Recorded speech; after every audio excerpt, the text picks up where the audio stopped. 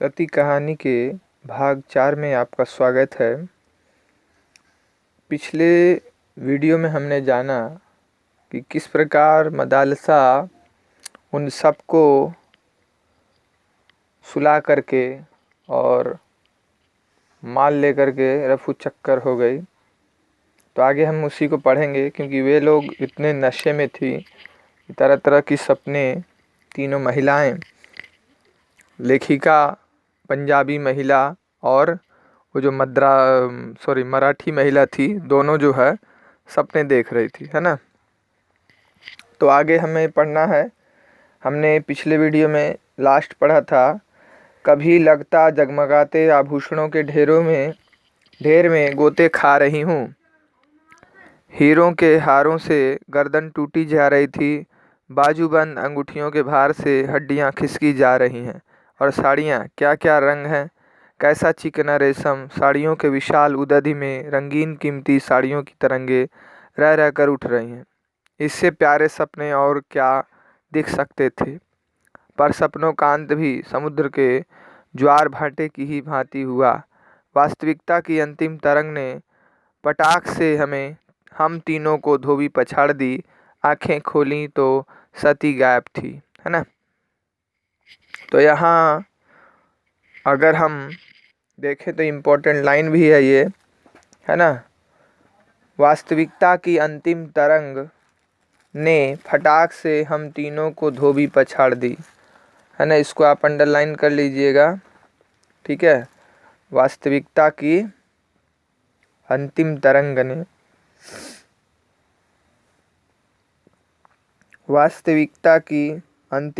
ने पटाख से हम तीनों को धोबी पछाड़ दी।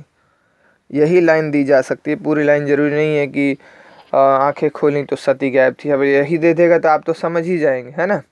हाय मेरे स्टील का बॉक्स। मिसेज वानोलकर बर्थ से उतरते ही लड़खड़ा गईं। उसमें तो मेरे विवाह का जड़ाऊ सेट था। लगता है वह सती की बच्ची हमें कुछ विष खिला गई। सिर फटा जा रहा है, उनका गला भर्रा गया। हाँ, ठीक ही तो कह रही थी। मुझे कोई जैसे सामन के झूले की ऊंची ऊंची पेंगे दे रहा था। पूरा डिब्बा गोल घूम रहा था। पंखे के चारों ओर बल्ब के चारों ओर छत के इर्द गिर्द कई रेशमी साड़ियाँ और भारी भारी आभूषण पहने स्वयं मैं लट्टू सी घूम रही थी। कभी जी में आ रहा था जोर जोर से हंसूं, कभी दहाड़े मारकर रोने को तड़प रही थी।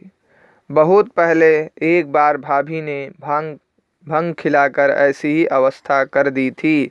ऐसा पूछा जा सकता है कि ये जो स्टेटमेंट है ऐसा कौन कह रहा है। तो आपको जाहिर सी बात है, आप समझ गए हैं कि यह जो मराठी महिला हैं वह कह रही हैं, ठीक है। सुना गया है कि कुकुरमुत्तों को पीस कर बनाया गया विष भी ऐसे ही मीठे सपने दिखाता है। उनको खाते ही गहरी नींद आ जाती है, जो कभी कभी कई दिनों तक नहीं टूटती, है ना। कुकुरमुत्ता आप लोग जानते हैं, मशरूम्स। मीठे सपने दिखा सजग मनुष्य को अर्ध विक्षिप्त सा कर देने वाला यह अवश्य वही विष होगा। समाज सेविका दोनों हाथों से सिर थामे बिलख रही थी। हाय, मैं तो लुट गई। मेरे सूटकेस में आश्रम का 10,000 रुपया था, है ना। ये भी लाइन दी जा सकती है कि मीठे सपने दिखा सजग मनुष्य को अर्ध विक्षिप्त सा कर देने वाला यह अवश्य वही विष होगा। अर्ध विक्षिप्त यानी आधा पागल। और मैं सहसा गोल गोल घूमते रेल के डिब्बों में गोल घूमते मेरे दिमाग ने मुझे सूचित किया, तुम्हारा बटुआ ले गई है। बटुआ यानी जो पर्स होता है उसको जो है बटुआ जो है कहा जाता है, ठीक है।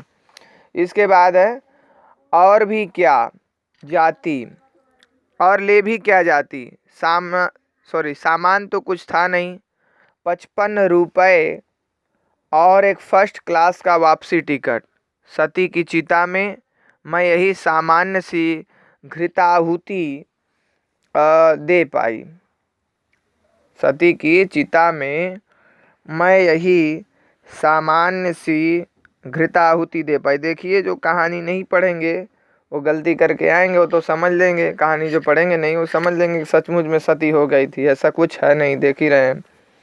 तो चेन खींचकर गाड़ी रोकी गई। सचमुच ही समाज सेविका को पुलिस को खबर देनी पड़ी, पर सती को बचाने नहीं, पकड़वाने के लिए। वह मिल जाती तो शायद हम तीनों स्वयं उसकी चिता चुनकर उसे झोंक देती, पर कहना व्यर्थ है। आज तक पुलिस उस सती मैया के फूल नहीं चुन पाई, है ना। पर कहना व्यर्थ है, आज तक पुलिस उस सती मैया के फूल चुन नहीं पाई। ठीक है, तो आज के लिए इतना ही। एक छोटा सा वीडियो है, अगले वीडियो में फिर हम मिलेंगे।